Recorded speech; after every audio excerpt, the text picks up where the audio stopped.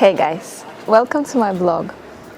In these next few videos, I'm going to be showing you some bite-sized sketchbook moments, basically some exercises and ideas of how to use your Adobe Fresco app to create some interesting illustrations. And I'm going to be showing you today some basic principles of working with watercolor in Adobe Fresco on your iPad. We have 4 different watercolor brushes. This first one is watercolor round detail, watercolor wash soft, watercolor wash flat, and watercolor wet splatter.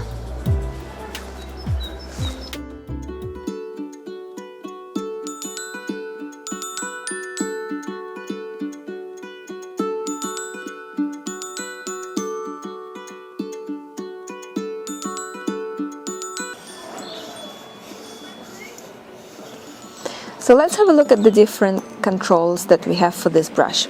First one is flow. So obviously if you put the flow to high, you're going to get a more intense color. If you put the flow to low, you will get a much more faint color. There is also a water flow option, and in order to see the difference with water flow, I'm going to add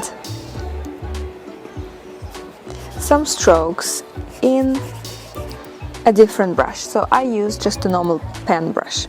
And now let's have a look how this brush is going to act with these 2 different settings. The first one I'm going to set on water flow high. What you see here is when the brush meets the pen, it basically blends together.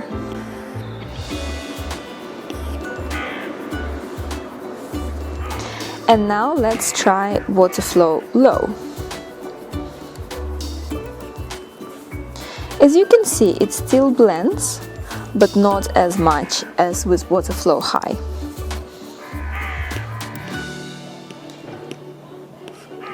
This is the minimum water flow, where it basically doesn't bleed at all.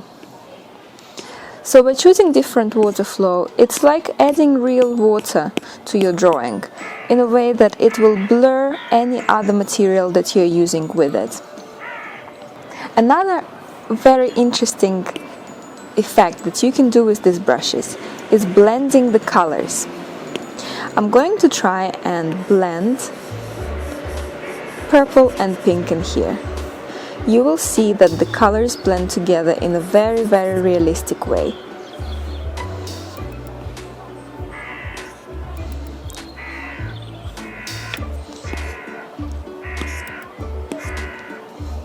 The more color you're going to be adding, the more intense the blur effect is going to get.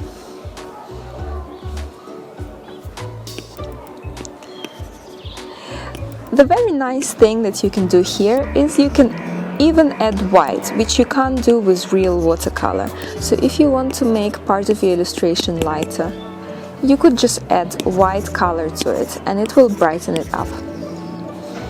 Another interesting thing that we can do with this brush is we can simply add water to blur different lines. So if you put the opacity of your color setting to 0 and then try to paint, this is what happens. It basically blurs your lines as if it was real water. I'm going to quickly sketch a mint plant that I'm looking at on my balcony. Drawing from life is a great way, by the way, if you want to improve your drawing skills.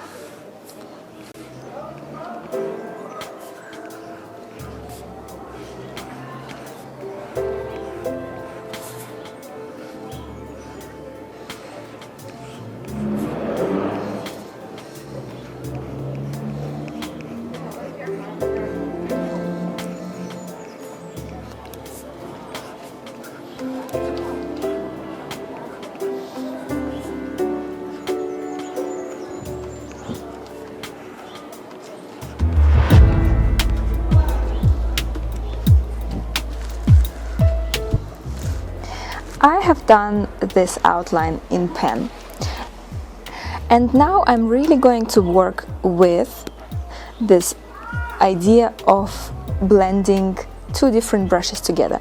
This is actually too much. I don't want the outline to blend that much, so I'm going to put the water flow on very low, about 4. Now you see that it blurs much less. So you can actually start building the color, adding just a little bit of color at a time. I think the best way to approach digital tools is to use them in the same way as you would use the real watercolors, the real tools. So I would usually start with a really light tone if I was using real watercolors, and then I would be adding a little bit more. So if you can see here, I'm changing the flow. Actually, I'm going to add a little bit more water flow. It's actually quite nice, in my opinion, to be a little bit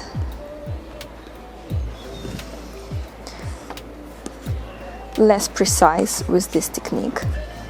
So I'm just going to add a little bit of shade here and there.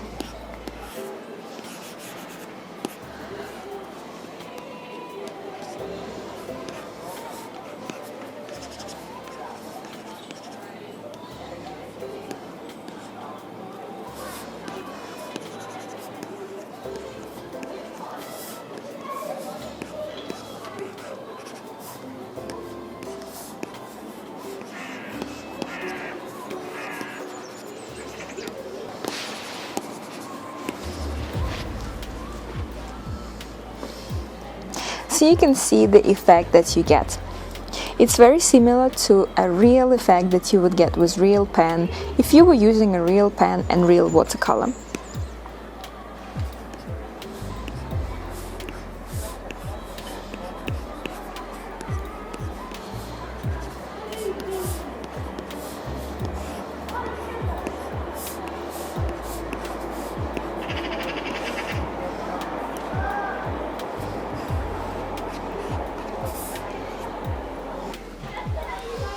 And here we are.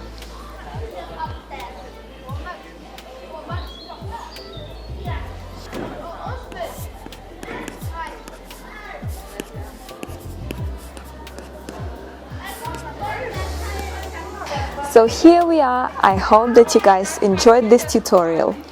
Thank you for all of you who are sending me messages on Instagram saying that you are taking part in my projects and listening to my content. It really means a lot to me to have some feedback from you, and it really inspires and motivates me to create new content for you guys. So if you do have time, then do give me a follow on Instagram, and I'd love to hear your feedback about these videos, whether it's in comments or on my personal page. Until next video, stay home.